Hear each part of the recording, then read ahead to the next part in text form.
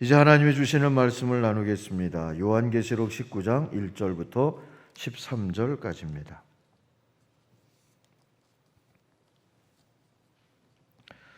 이일 후에 내가 들으니 하늘에 허다한 무리의 큰 음성 같은 것이 있어 이르되 할렐루야, 구원과 영광과 능력이 우리 하나님께 있도다.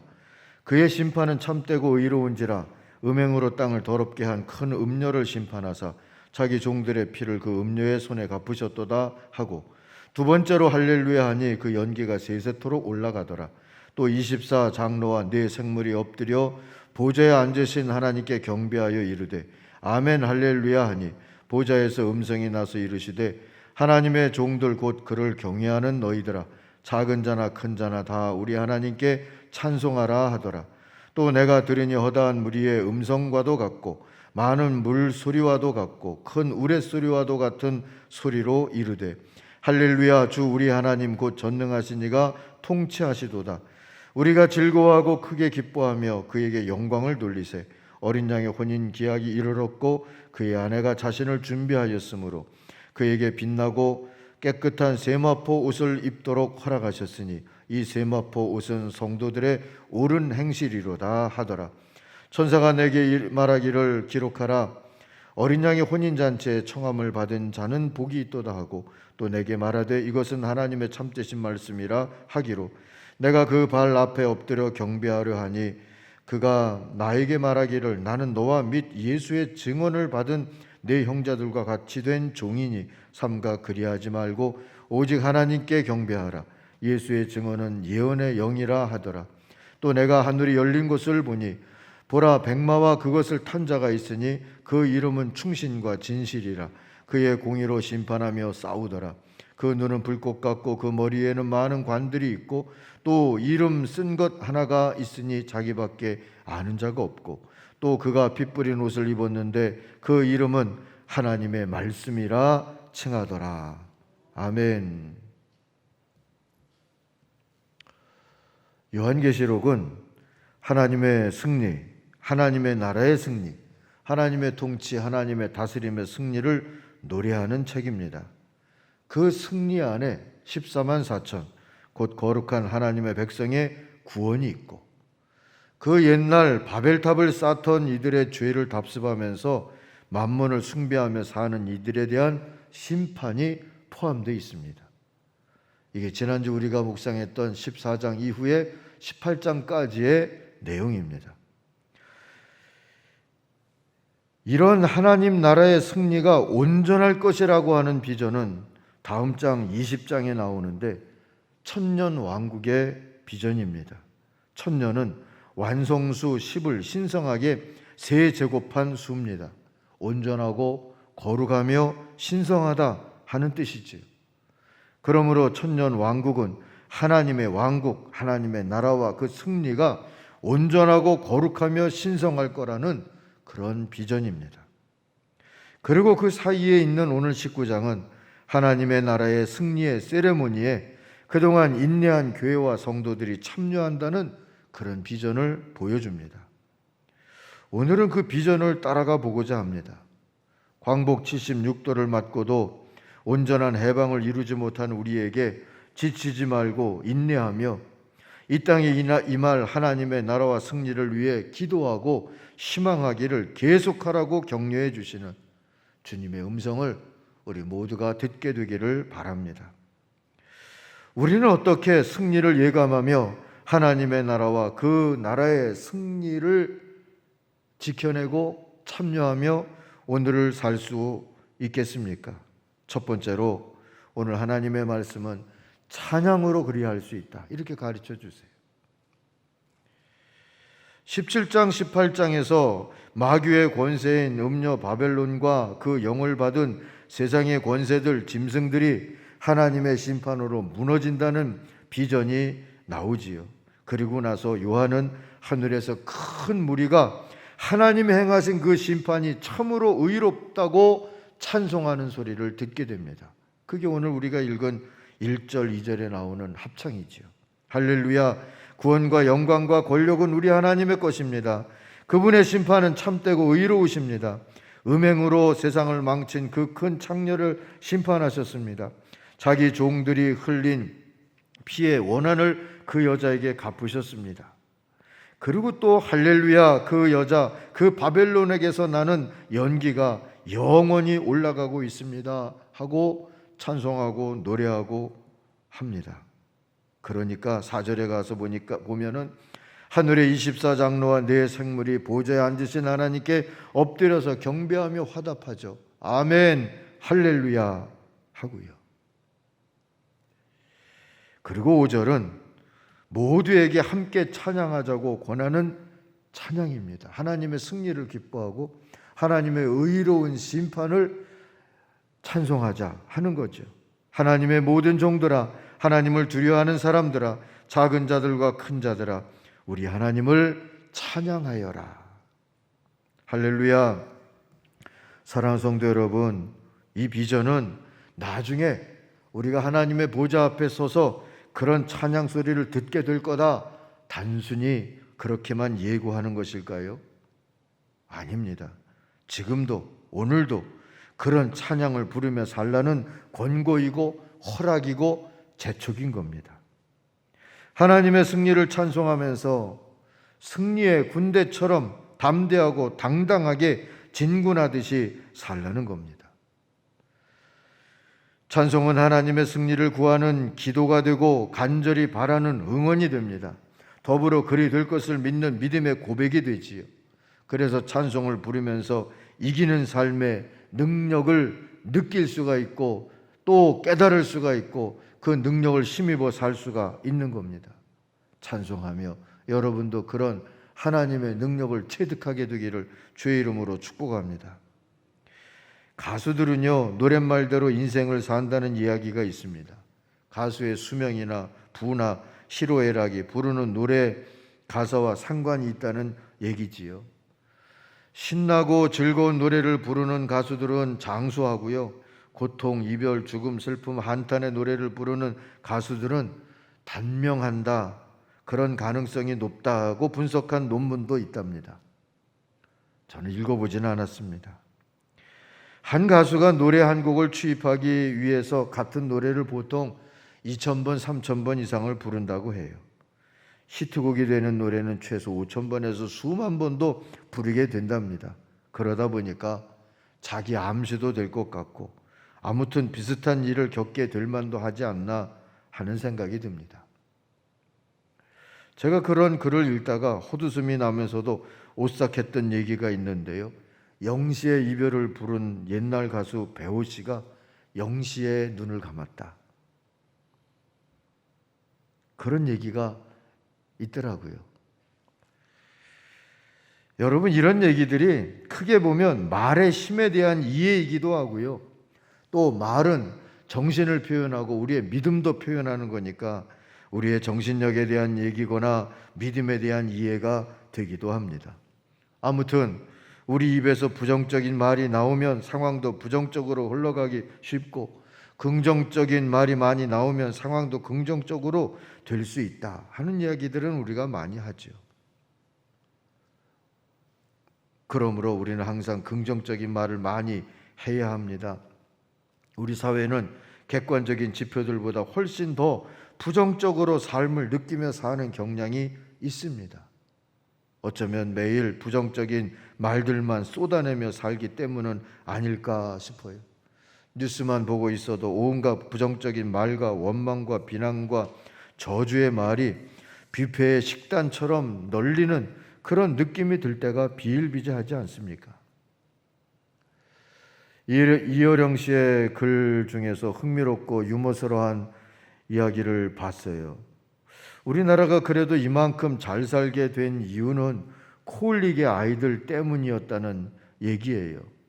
전에 아이들이 코를 많이 흘리던 시절에 어른들이 말하기를 얘야 흥 해라, 늘 그랬다는 거예요. 얘야 흥 해라. 그런 말을 많이 해서 우리나라가 이렇게 흥하게 되었다. 웃자고 쓴 얘기일 수 있지만 메시지는 있다 하는 생각이 듭니다. 요즘 아이들은 코를 잘 안 흘려서 그러는지 이 말도 잘 못 듣고 살지 않나 하는 생각도 들어요. 어쨌든 여러분, 이왕이면 말을 잘 하는 게 필요합니다. 찬양도 기도도 주님의 승리를 믿는 고백이 되도록 찬양도 잘하고 기도도 잘했으면 좋겠습니다. 아버지를 생각해 보니까 돌아가시 전에 몇 년 동안은 계속해서 늘 자주 불렀던 찬송이 주님 뜻대로 살기로 했네, 그거였어요. 뒤돌아서지 않겠네. 평생 뒤돌아서진 않으신 것 같아요. 그 걸음으로 걸으시다가 하나님의 부름을 받으셨다 싶습니다. 아무튼 하나님의 승리를 찬송하는 찬양의 군대로 살아가면서 오늘부터 끝날까지 하나님의 나라와 그 승리에 참여하며 살아가는 하나님의 사람들이 되시길 주의 이름으로 축원합니다. 두 번째로 우리는 하나님의 승리에 오늘도 신부 수업으로 참여할 수 있습니다. 요한이 들은 하나님의 승리의 노래, 하나님의 승리를 노래하는 그 찬양이 하나도 오늘 말씀에 나오죠. 큰 무리의 음성 같기도 하고 큰 물소리와 같기도 하고 우렁찬 천둥소리와 같기도 한 소리로 부르는 찬양이라고 증언합니다.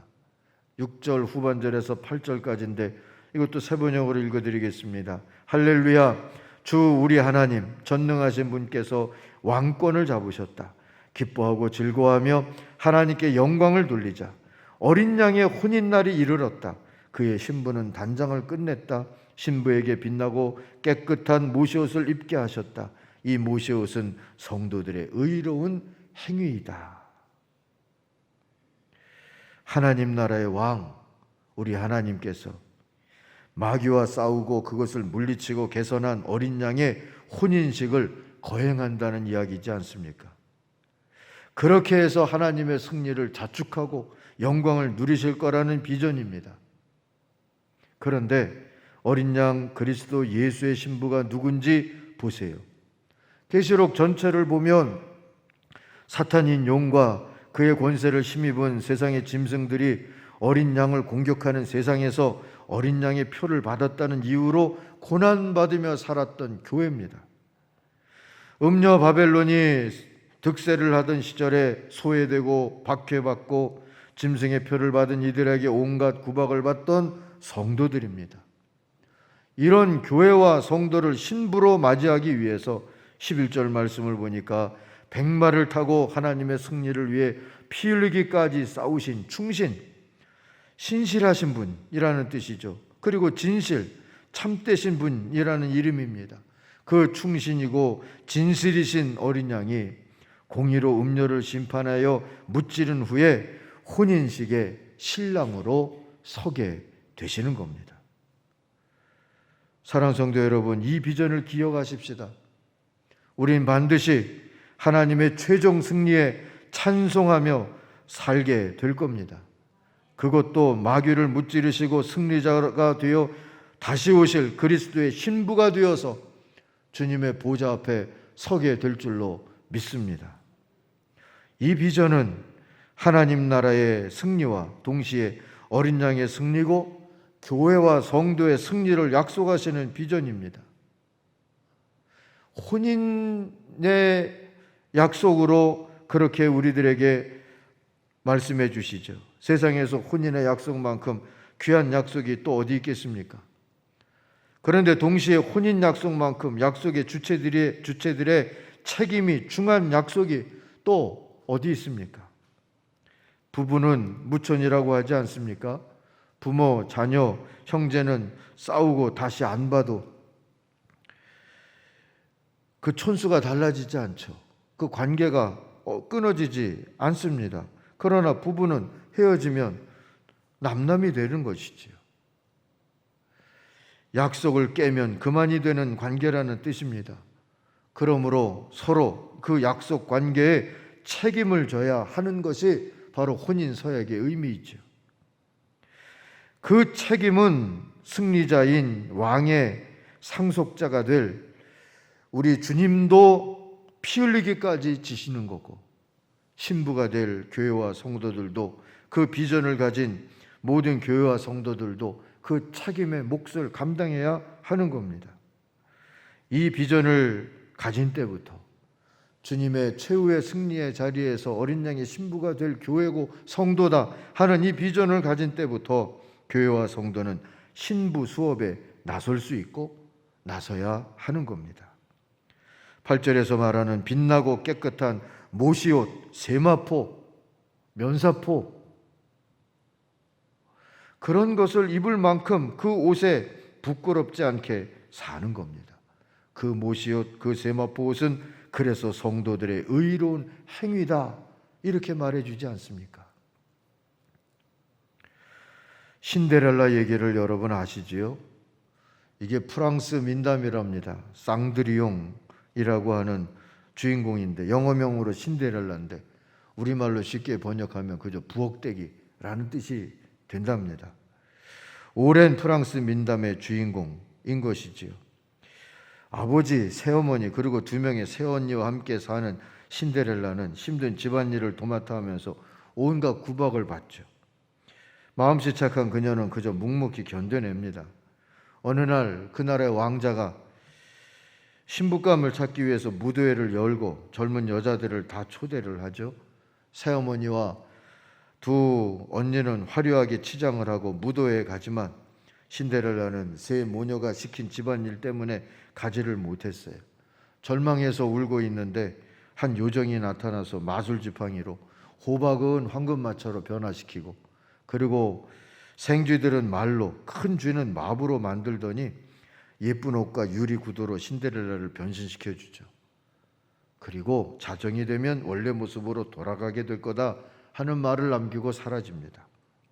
무도회에 참석한 신데렐라는 왕자님과 춤을 출 수 있는 기회를 얻게 되지만 춤추다가 12시가 넘겨가지고 급히 집으로 돌아가다가 한쪽 유리 구두를 잃어버리죠.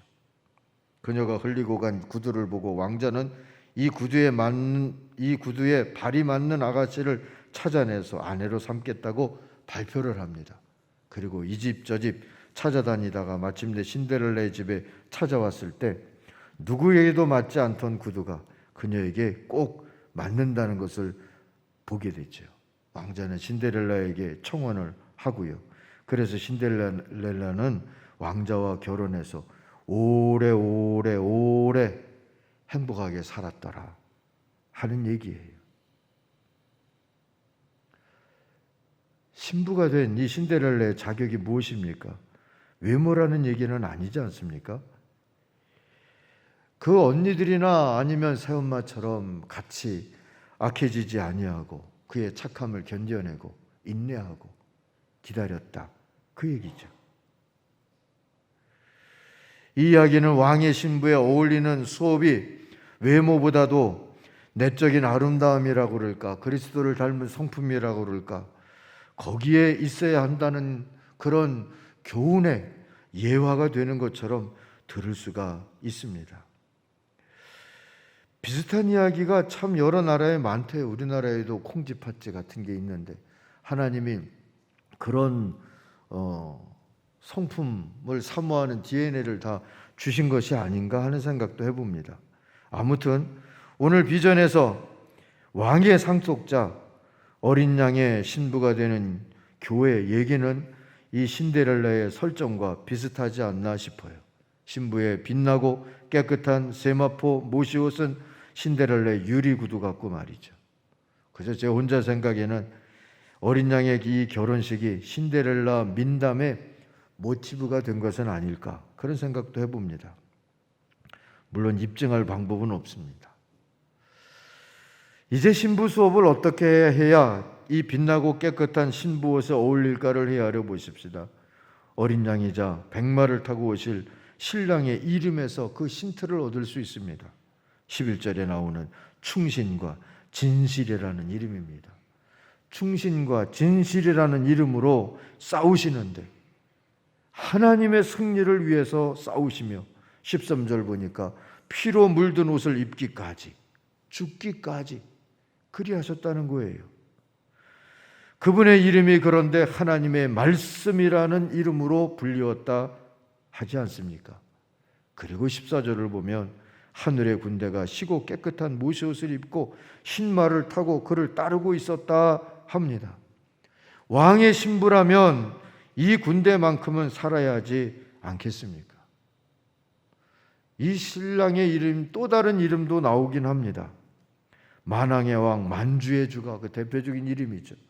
그러나 이것은 다만 찬송할 이름일 뿐이에요. 만왕의 왕, 만주의 주. 그러나 충신 그리고 진실이라는 이 이름은 우리가 흠모하고 따르며 배우고 우리도 그렇게 살게 해주시옵소서 하고 기도할 이름이 되는 겁니다. 하나님의 말씀으로 신실하고 참되기 위해서 피 흘리기까지 순종하신 어린 양의 군대로 오늘을 살 때, 오늘은 군대지만 내일은 최후의 승리의 그날은 우리 어린 양의 신부로 주님 앞에 서게 될 줄로 믿습니다. 그러니 오늘 신부 수업은 어린 양의 군대로 사는 거예요. 그것도 이 왕의 신부가 입을 옷처럼 희고 깨끗한 모시옷을 입고 말이죠. 이 말씀의 의미가 뭡니까? 대단하게 살라는 뜻은 아니에요. 그저 묵묵히 인내로 말씀을 이루며 사는 겁니다. 여러분이 살고 계시는 그 모습 그대로처럼 말입니다. 견뎌낼 것은 견디는 겁니다. 인내의 뜻이 그거라고 제가 누누이 말씀드리지 않습니까?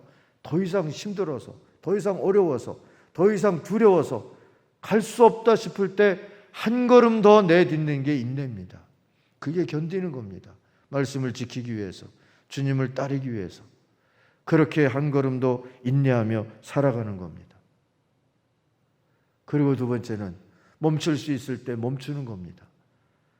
주님을 따르는 길이 아니라면, 하늘의 군대의 길이 아니라면 멈출 수 있을 때 멈춰야 합니다. 그리고 돌아서야 합니다. 그리고 세 번째는 배우는 겁니다. 제가 어렸을 때는 환갑쯤 되면 세상을 좀 통달할 만한 그런 뭔가가 될 줄 알았어요. 제가 환갑이 넘었거든요. 그때나 지금이나 아는 게 없기는 마찬가지인 것 같고요. 뭐 이룬 거 없는 것도 마찬가지인 것 같아요. 그런데 우리가 나이 60, 70, 80, 90 된다고 해서 이제는 그만 배워도 되겠다, 그만 싸워도 되겠다, 그만 믿음으로 살기 위해서 노력하는 거 멈춰도 되겠다, 그럴 수 있는 거 아니잖아요. 주님이 이제 그만 하실 때까지, 그 말은 주님만 하실 수 있는 거잖아요. 그때까지 우리는 하늘의 군대로 주님을 배우고 주님을 따라가고 주님을 이루는 것 사는 겁니다.